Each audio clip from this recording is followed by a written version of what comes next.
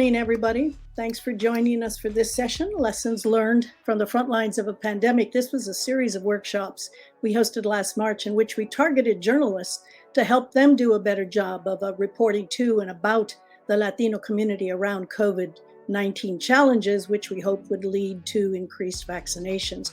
Joining me, Dr. Susana Ramirez of UC Merced. She'll be speaking later, and my colleague Angelica Mondragon is graciously running slides for us. I'm Isabel Duran, the founder and executive director of the Latino Cancer Institute, which produced and convened this series.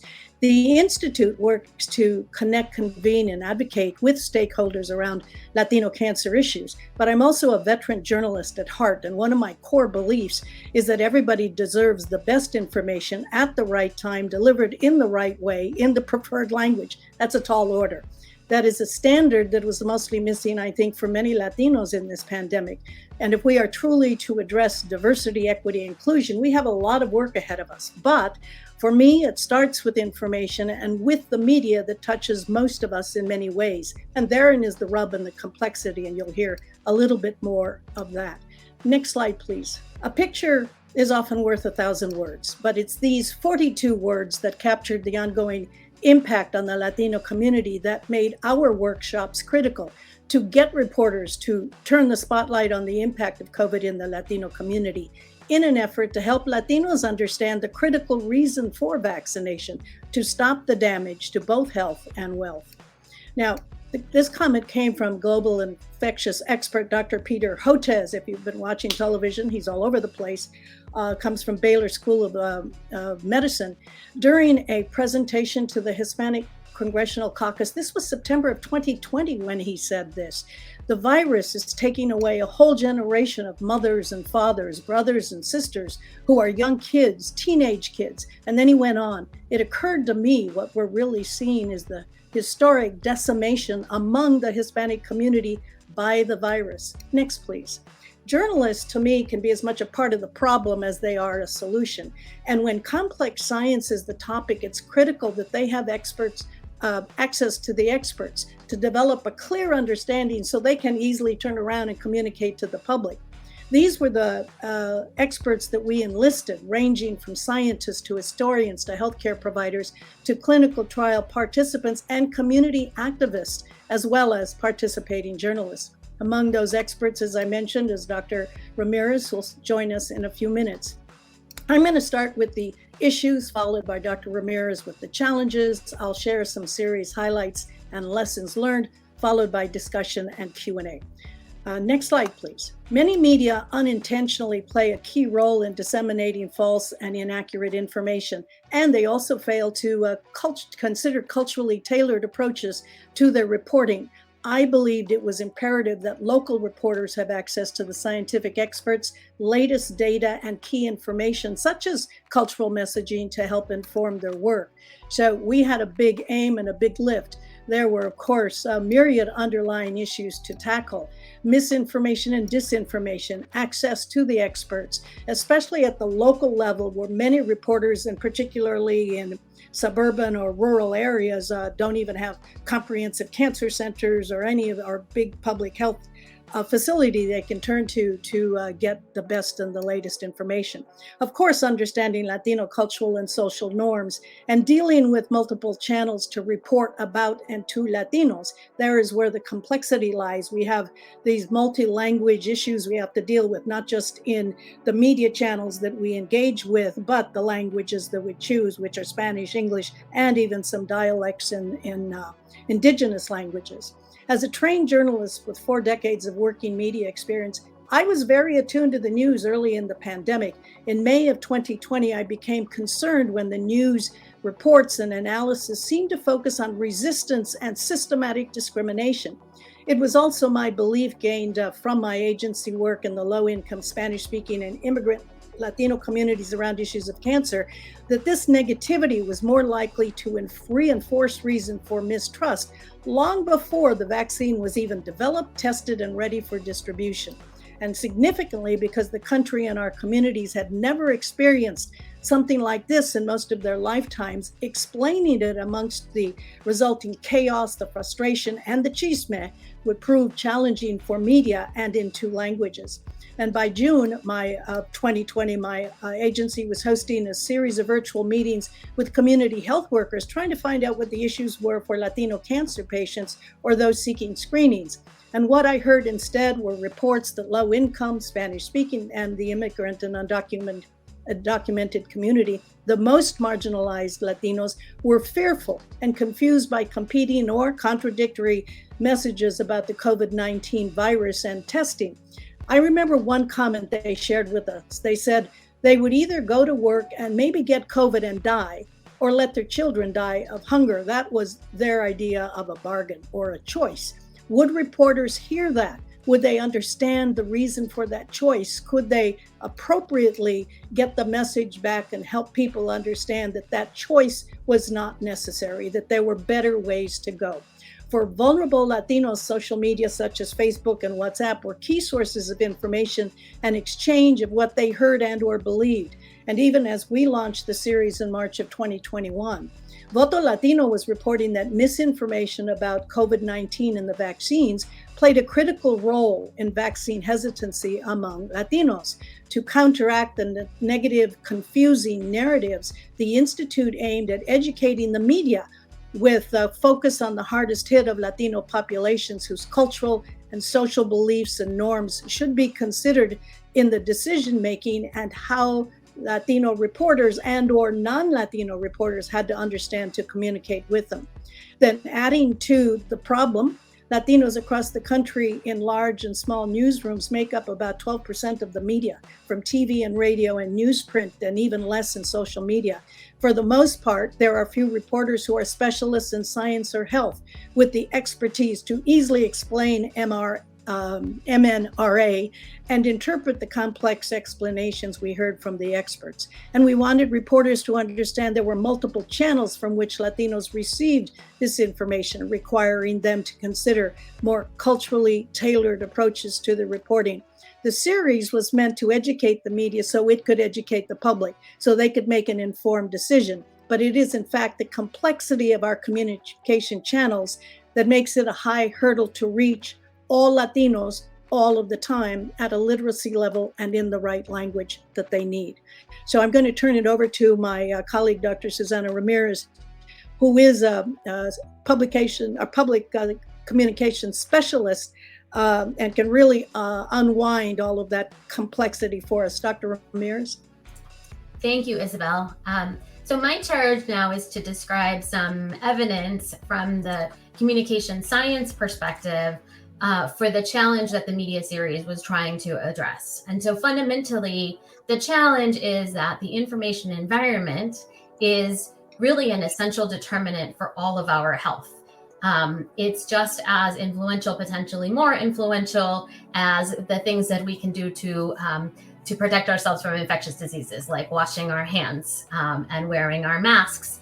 That the kind of information that we have access to and the way we process that information and what that information says can actually determine our health as well. Next slide, please. So I know that I'm not shocking anyone when I say that we all have access to more information than we can possibly consume each and every day. Our environments, even as many of us continue to work from home and shelter at home as much as possible, are still cluttered with messages that have the potential to affect our health. So I'm talking about our email inboxes, the newspaper and television news stories that report on the latest vaccine trials, the online ads that pop up when we're reading that news. And I'm also talking about the posts that you see on social media from your weird Uncle Al and your high school classmates.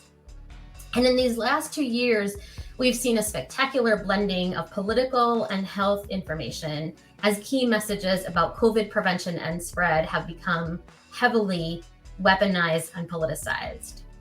And if we think of ourselves as individual human beings with brains, we are being asked to make sense of that information and to make decisions about our health more and more. But even though in general, it's true that most of us have access to much more information than we can possibly handle, the kinds of information that we have access to differ based on our social position. And that social patterning has really significant consequences for health of the population and health disparities experienced by specific subpopulations. So not everyone has access to the same kinds of information or even the same quantity of information that might affect our health.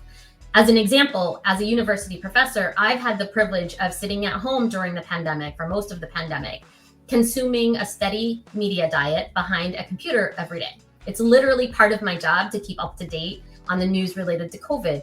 And because I'm affiliated with a university, I'm able to access expensive subscription-based news and scientific resources that are part of my work environment. But for many of the most vulnerable populations, including the majority of essential workers who are Latinos, the information environment looks a lot different. For starters, they don't have access to unlimited news sources or to news anytime that they want to access information. Information is also not always available in the language that they need. We already know that there is not nearly enough quality information that's available in Spanish, but at least in the popular discourse, we hear a lot about Spanish at the state and national levels. And so we also see some evidence that health care organizations are trying to catch up and provide information in Spanish. But in California, we have a number of indigenous people who do not speak either Spanish or English. And so their information environment is very limited, and it's filtered through the social connections that they have who might speak English or Spanish. We also acknowledge that many of the most vulnerable essential workers have limited literacy skills, having received little formal education, and yet the majority of our communications are written for other people like us. They're dense and they use complex structures. And so limited literacy is a problem, and it's one that's particularly significant for many Latino essential workers. The pandemic has also forced us to communicate about and as individuals make sense of risk. This kind of communicating about and making sense of risk involves a really complex calculus of values, but it also involves numeracy, which is literacy about numbers. And Americans in general have exceedingly low levels of numeracy. So as an example, basic tests of numeracy show that just 13% of Americans can be considered proficient in quantitative literacy. So 13% of Americans could correctly compute and compare the price per ounce of a food item on a grocery store shelf. And comparing prices is a relatively simple cognitive task that does not necessarily have any values implicated in it. So now if we think about how few of our fellow American residents can do that value-free computation, then think about how hard it is to interpret more complex numerical information, like the odds of becoming infected, and then layering in different values that we might hold. And so a key job for journalists and other people whose job it is to communicate is to help audiences make that numerical information as simple to understand as possible. But structurally, we see that the healthcare system rewards people who are proactive seekers of information. And yet, research shows that health information seekers are disproportionately white, college-educated women. So when you have a system that's rewarding people for being proactive seekers, but you have a large proportion of the population that is not likely to be that, you have a mismatch in what is rewarded and creating and entrenching disparities. Latinos also face barriers to accessing that healthcare system. So they're more likely to be uninsured compared with white Americans, and they're disproportionately clustered in low-wage jobs that leave them with meager financial resources to pay for healthcare. And they're more likely to live in neighborhoods and communities that are underserved by medical professionals. When they overcome all those barriers to actually get medical care, they face discrimination and poor treatment, and often more communication barriers. And so as a result of these discriminatory experiences combined with the structural barriers, Latinos rely on health information from the media. So in these ways, we can see that the information environment is structured differently for different groups of people, and that these differences are part of what is contributing to worse outcomes among marginalized populations. Next slide, please. One thing that we've learned through this pandemic is that many of the most vulnerable members of our society are those who are doing the most critical work. For example, keeping our food system working. Workers in California's Central Valley, where I'm located, and other rural agricultural areas have kept working to keep us all fed. And yet these are the folks who are not just getting infected and seriously ill and dying at higher rates. They also live in regions that we can characterize as information deserts. And yet these rural regions with geographically dispersed populations are precisely where media might be especially critical. Next slide, please. We also know that Latinos turn to the media for information that they can use to take care of themselves and their families. And really essentially, Latinos, and this is true for African Americans as well, consider journalists to be trusted messengers of information. Latinos in particular live in media worlds that are made complex because they access multiple languages and sources outside of the US. They may access sources from their home countries. And so while we have some evidence that most Latinos get news, at least some of their news in English, so 83% of Latinos get their news in English, we're a complex group because almost 3/4 of Latinos also report getting at least some news in Spanish.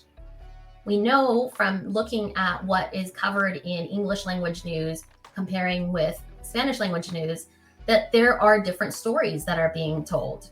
For example, Spanish language news covers immigration issues more, and they frame the news differently as well, using more inclusive language as becomes their audience. In addition to formal news, we know that Latinos communicate with multi-generational family members in Spanish and other languages via the phone, social media, and closed messaging apps like WhatsApp. And they may also be turning to media from their families' countries of origins to hear local news, but also partly as a reflection of the lack of American-based or US-based Spanish language content. And again, we know that international news sources tell different stories than American media. And so what all of this means is that Latinos in the US live incredibly complicated media worlds. Next slide, please. So in a recent study about the effects of the information environment, I found that Latinas find health information overwhelming and confusing. And the quote that's on this slide from a 19-year-old Mexican-American woman really illustrates the sense of confusion and frustration with the conflicting information from different sources that many people really express. There's really just too much information and it is confusing. Next slide, please. So the perceived conflict in the public information environment has at least two negative consequences. So first of all, it tells us something about trust in information sources. Perceiving the information environment as consisting of contradictory knowledge engenders mistrust in public information sources. And this mistrust has long-term consequences when public health professionals have to partner with the media to disseminate essential health information, like in the current pandemic. The second negative consequence relates to health outcomes and disparities. So the contradictions that we see reported in the news and other public sources sow confusion about what is the right thing to do. So this confusion could lead to inaction or a rejection of advice on the grounds that it might change in the future, just like prior messages have changed. And these findings are part of the conversation that we've been having over the last few years about what fake news and deliberate misinformation campaigns are doing to society. Next slide, please. So over the last few years, we've become familiar with concerns about the legitimacy of the news. The use of the term fake news contributes to concerns, but this is increasingly reflected in dialogues of people across the political spectrum and even within the media. In May of 2020, the Director General of the World Health Organization raised concerns about the infodemic that was spreading misinformation about the pandemic about as fast as the COVID-19 virus itself was infecting people. There's no question that misinformation and its sister, deliberate disinformation, are real threats to public health. These are growing problems as information is increasingly used as a political weapon.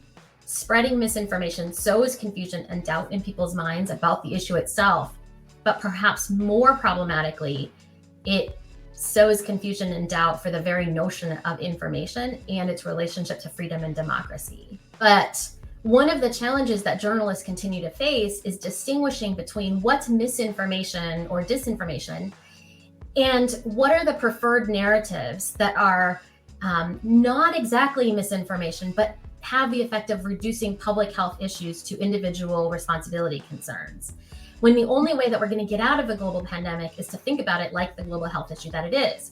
So for example, journalists who are reporting on vaccination rates need to understand and to clearly communicate to their audiences the difference between a group that is experiencing, or an individual that is hesitant about receiving a vaccine versus someone who has legitimate concerns about access to the vaccine. So it isn't hesitancy or skepticism about the vaccine, for example, for a worker who earns an hourly minimum wage to avoid getting the vaccine because they're concerned about the time that it takes to get to the vaccination site and to recover from the side effects of the vaccine would mean losing out on income needed to cover the rent or the groceries. So the solution here isn't just better communication about vaccine side effects. It isn't just having and training journalists to really effectively communicate about the science of vaccination. It is also recognizing that there are side effects and to provide or to advocate and to frame the issue in the reporting for governments to provide the material resources that folks need to overcome the challenges associated with those side effects. Thank you for listening. I'm sending it back over to Isabel now. Thanks very much, Susanna. I appreciate that. Next slide, please. We ultimately can't measure, and let's go on to the next slide, what we did. We had 125 registrants, 84 participants, 9 experts, from including a representative from Pfizer about how they went the extra mile to recruit Latinos into clinical trials. Ultimately, about 14% of their group that they tested were US-based Latinos. Next slide, please. And we covered, right here, we're looking at it. Well, that's okay. We looked at these major topics. We had systematic discrimination and how that might be responsible for the mistrust, clinical trial participant, an oncologist who, to Susanna's point, pointed out that globally there was a 20% hesitancy rate around vaccination, so that in fact Latinos were not really outside the norm. Another community leader from the Mission District of San Francisco, which was a petri dish for COVID, who ended up having to take things into their own hands to get City Hall and public health to listen to their concerns. And they ended up providing some of the largest amount of vaccinations in the community of around the city of San Francisco. Next slide, please. And as you can see, we then went to this, at the end of each session, we did a reporter roundtable, and we asked them to share their concerns with the panelists and vice versa. And one of the things that the reporters talked about was, in fact, the challenges of covering the pandemic story. For instance, not having enough time for the assignment. They expressed a hunger for the scientific knowledge and agreed that getting access to the science and other experts was really problematic, especially at the local level, if you weren't coming from one of the major media outlets who could call on these guys immediately. And just as critically, they noted the additional aspect of reporting to a potentially low literacy audience or the monolingual Spanish listener whose understanding or cultural beliefs might require more nuanced explanations. There were a number of lessons learned that included the difficulty in getting the journalists to take the time to attend such webinars. We made 9 recommendations to news executives, including that they give journalists paid hours to attend such learning opportunities. We suggested, even more critically, that reporters learn the demographic footprint of their coverage area to be better prepared to do more nuanced coverage of racial, ethnic communities. And we suggested it was even more important that, given the limited number of Latinos or other reporters of color on staff, that they make sure that their white staff be equally prepared to cover communities of colors. And among other things, we're also considering partnering with journalism schools to provide a seminar on health reporting and covering the Latino community. As you can see, what we ended up doing here was producing this report, which you have access to and which can give you more information. And in this toolkit, which has a lot of resources that we pointed at that you might want to take advantage of, both as a scientist, as a community organizer who works with children or wants to access the media. We put all of the organizations in there that you could access. We tried to distill this out there. We sent it out to some 2,000 people in our database, and it all has links to our Vimeo channel so that you can pull up the individual presentations. Next slide, please. What I wanted to do was get to this discussion, next slide, please, with Dr.